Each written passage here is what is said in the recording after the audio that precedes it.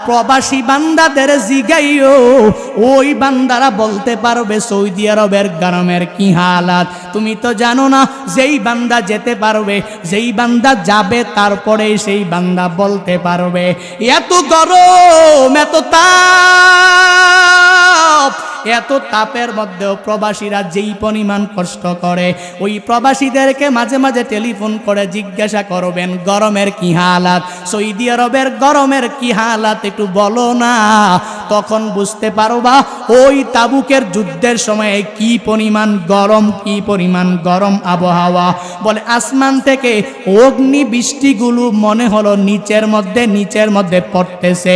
এরে আল্লাহর বান্দারা, রহমাতুল্লিল আলামিন মসজিদে নববী থেকে ঘোষণা দিয়া দিলেন তাবুকের যুদ্ধে যাওয়া লাগবে।